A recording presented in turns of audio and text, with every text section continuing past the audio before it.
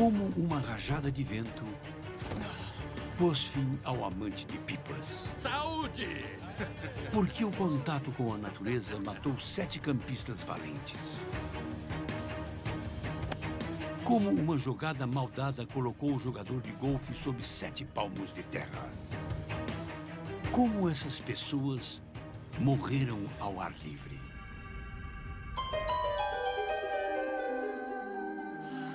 Há mais maneiras de morrer do que a mente humana é capaz de imaginar. Algumas são repentinas e chocantes.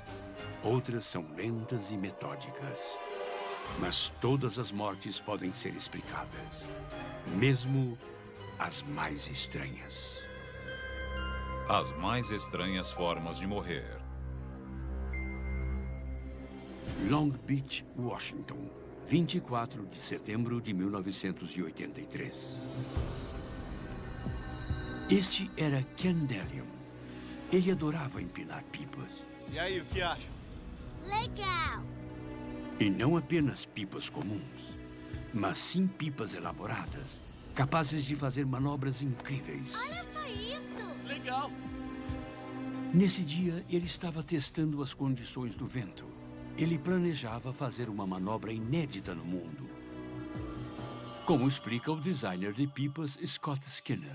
Ele queria estabelecer o recorde de maior pipa do mundo, ou seja, a pipa com a maior área do planeta. E ele queria um recorde que não pudesse ser quebrado. É isso aí, gente. Tá na hora de começar. E para quebrar o recorde, Ken e sua equipe precisavam construir uma pipa gigantesca. 1.300 metros quadrados de nylon ripstop. Tá legal, gente. Vamos lá. A pipa era tão grande que precisou ser ancorada por 2 caminhões de lixo cheios de areia. A pipa tinha quase o tamanho de um campo de futebol. Ela era muito, muito grande. É uma pipa imensa. Ela vai exigir muita força para subir. E para empinar uma pipa desse tamanho, eles escolheram um desenho específico chamado de parafólio. Com 4 lados e sem armação, ela havia sido feita com centenas de aberturas longas. Quando elas se enchiam de ar, a pipa tomava forma e decolava. Tudo o que aquela estrutura tridimensional precisava para voar era vento. Vamos deixá-lo o mais aberto possível, tá legal? O problema era que não poderia ser qualquer vento. Vamos ver se conseguimos tirá-la do chão. O vento tinha que ser perfeito. Uma coisa bem difícil, como explica o físico Lou Blomfield. Para colocar aquela pipa nos ares, você precisaria que a velocidade do vento estivesse entre 16 e 32 km por hora. 3, 2, 1... A pipa precisava de uma certa uniformidade para que o ar fluísse por ela. Ela teria que subir de uma só vez. E para isso o ar deve ser uniforme. A equipe de Ken precisava levantar a pipa exatamente ao mesmo tempo. E então, torcer por um vento forte e estável. Mas naquele dia, a Mãe Natureza não estava cooperando. Eles já estavam tentando há 7 horas e estavam exaustos. Tá legal, obrigado, pessoal. Vamos fazer uma pausa. As pessoas estavam lamentando a falta de vento, porque nada ia acontecer. Mas Ken não queria desistir. Ele queria montar uma estratégia. No exato momento em que surgiu a rajada de vento perfeita.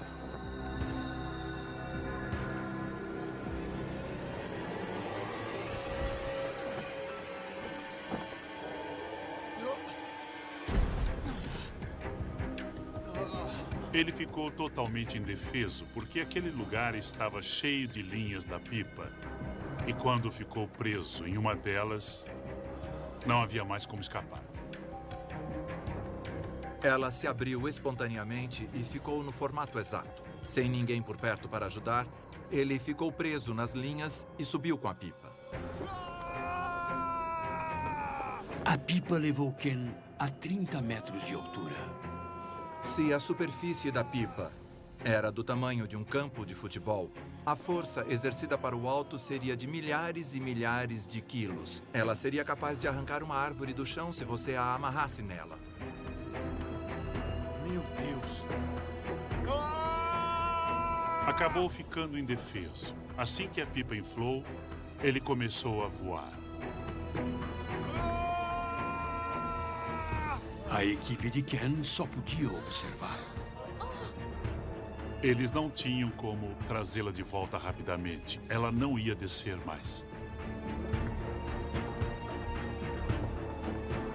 Ken conseguiu soltar seu pé preso. Mas a batalha estava longe de terminar. Os ventos eram fortes.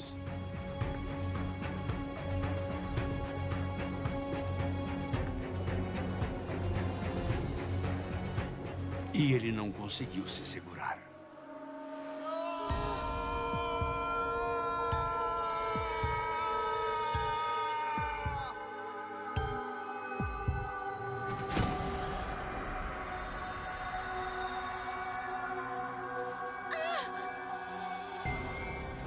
Aquele foi um momento muito triste, porque mostrou a todos nós que as pipas grandes são realmente muito perigosas. Ai, meu Deus! O parafólio de Ken Delion estabeleceu um recorde mundial.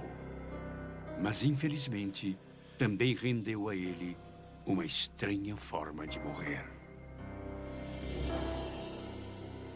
Fatos curiosos. A pipa mais rápida do mundo já registrada voou a 190 km por hora.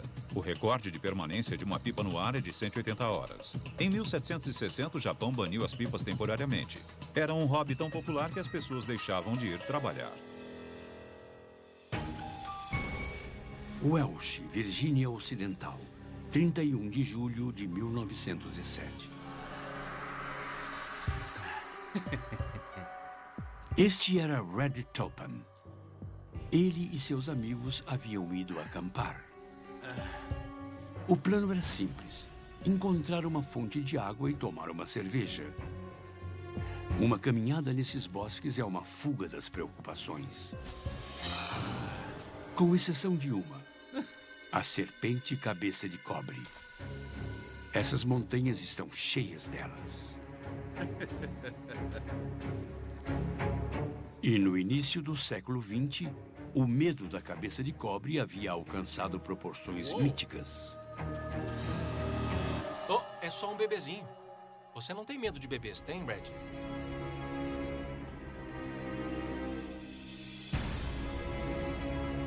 Um medo que o especialista em cobras Whitfield Gibbons entende bem. Muitas cobras venenosas não picam imediatamente, mas a cabeça de cobre sim.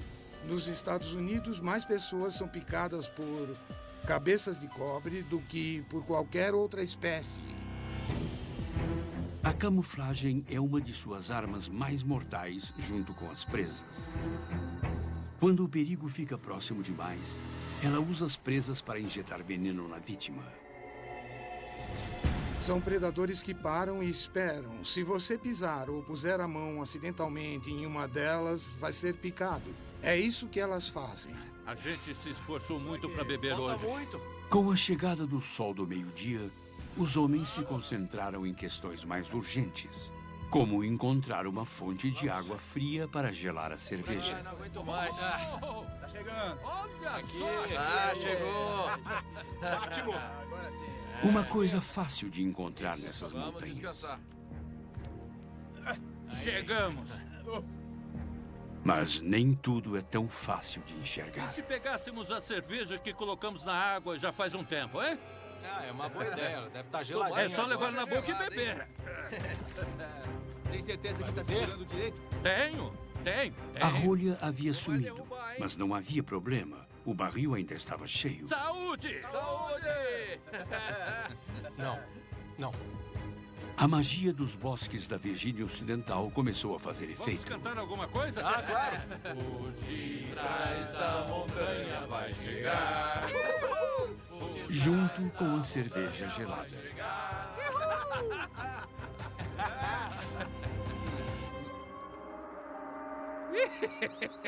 Você fez xixi na calça, cara!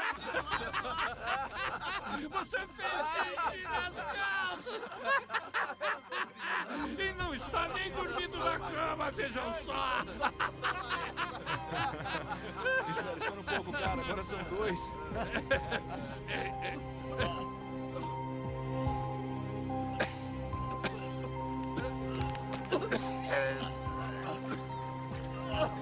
De repente, a diversão acabou. Os homens ficaram doentes. Todos, com exceção de Ralph Dunbar, o único campista que não bebeu do barril.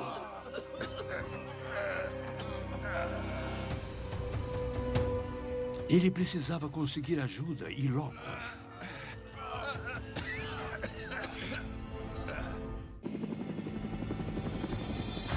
Eles estão vivendo a aventura mais extrema de suas vidas. Desafio no Discovery.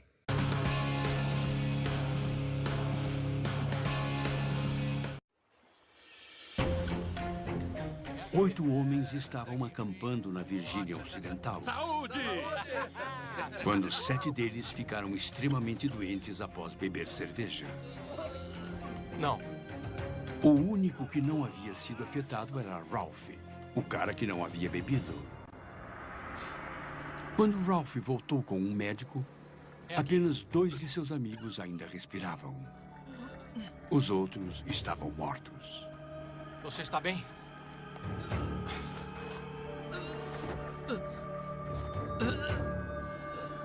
Ralph tinha uma ideia do que havia matado seus amigos.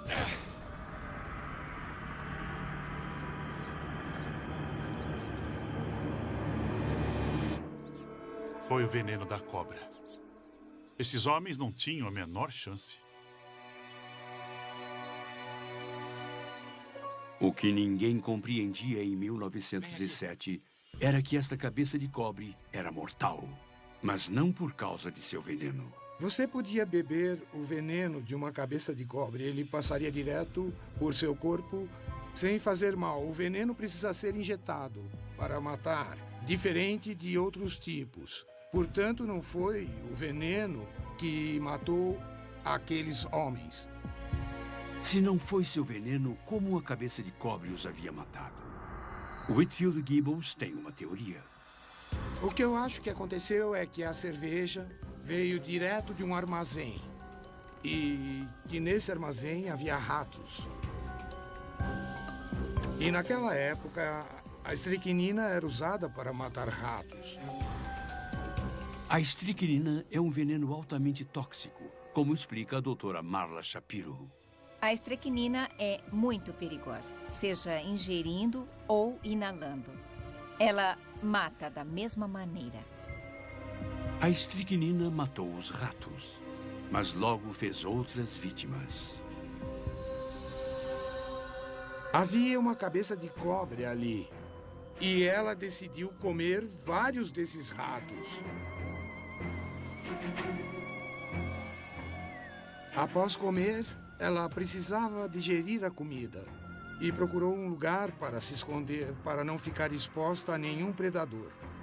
E não há melhor lugar para uma cobra se esconder do que um barril de cerveja escuro e vazio.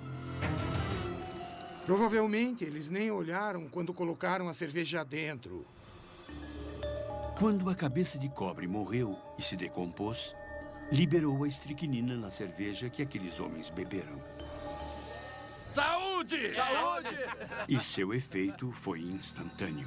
Ela desliga substâncias químicas que controlam nossos músculos. E você pode ter espasmos na laringe que impedem a respiração. Sofre espasmos nos músculos e no coração, que não consegue mais se contrair da maneira correta. E isso acaba levando à morte. Foi uma morte bem dolorosa. Não é um bom jeito de morrer.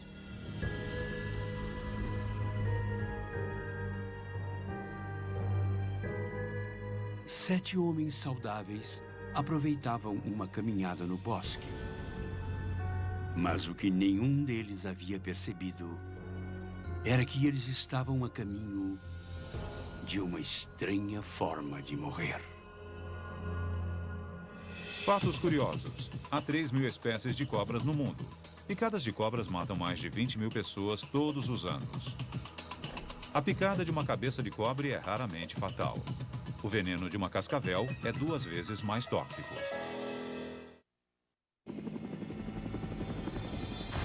Eles estão vivendo a aventura mais extrema de suas vidas. Desafio Discovery. Na prova de sobrevivência mais exigente do momento, Município de Fulton, em Nova York, 9 de julho de 1994.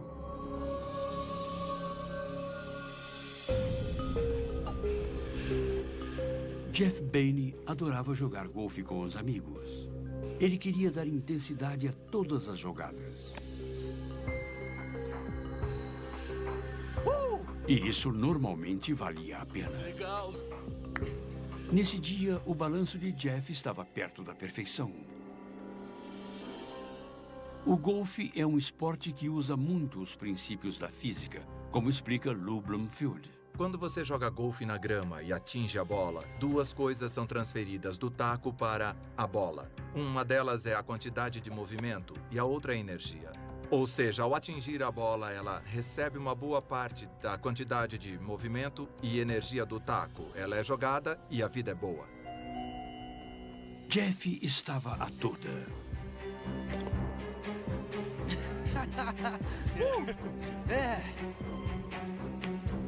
Até sua bola cair num buraco de areia. Uma superfície muito mais difícil do que a grama bem cuidada. Quando a bola acaba enterrada na areia e você a atinge com o taco, a areia vai receber uma parte substancial da energia e quantidade de movimento do taco. O que significa que a bola não pôde ir muito longe. Mas no caso de Jeff, ela não foi a lugar algum. Ah, que droga! De repente, a vida não era mais tão boa quanto 15 minutos atrás. Quer uma ajuda, hein? Cala a boca. Quando Jeff começou a perder o jogo, perdeu também a cabeça. Uma reação não muito diferente da fúria no trânsito, segundo o psiquiatra Dr. Irving Wolkoff. Não importa se a atividade é dirigir ou jogar golfe. Qualquer coisa ou pessoa que o impeça de atingir seu objetivo vai torná-lo agressivo. O problema é o quão agressivo. A frustração de Jeff passou. Ele recuperou o foco. E foi recompensado com uma bela jogada. Foi bem perto. Mas o próximo buraco era um par 5. Sua distância era de 405 metros. E era um dos buracos mais difíceis do percurso. Um bom desempenho ali poderia equilibrar o jogo. Faz melhor que essa. Agora, Jeff tinha que dar uma tacada tão boa quanto a do amigo.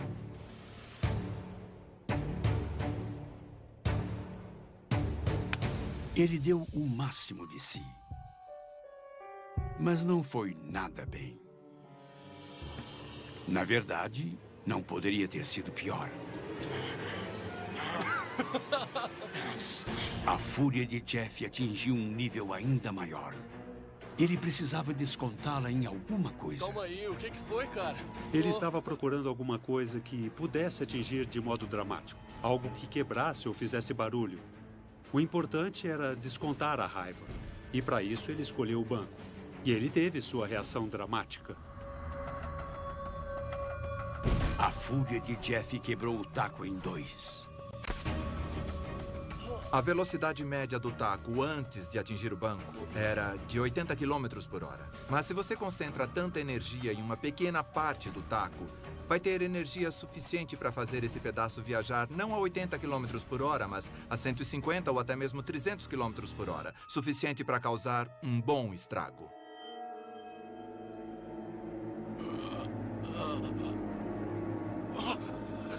O pedaço do taco perfurou o coração de Jeff. Aquele pedaço giratório do taco voou na direção do jogador e o matou. Provando que não é porque o seu balanço permite que você acerte um buraco que ele não pode provocar uma estranha forma de morrer. Fatos curiosos. As chances de um jogador de golfe comum e um profissional acertarem um buraco com uma só tacada é de 1 em 12.500. O buraco de golfe mais longo do mundo tem 831 metros e fica localizado no Japão. As bolas de golfe já foram feitas de couro e estofadas com penas. Portanto, se você for fazer alguma atividade ao ar livre, lembre-se de que empinar uma pipa pode tirá-lo do chão. O contato com a natureza pode deixá-lo sem fôlego. E mesmo um jogo de cavalheiros pode ferir seu coração. O amante de pipas, o campista e o jogador de golfe, todos eles desfrutavam dos prazeres ao ar livre, sem esperar que a emoção que eles procuravam poderia acabar numa estranha forma de morrer. Versão brasileira DPN Santos.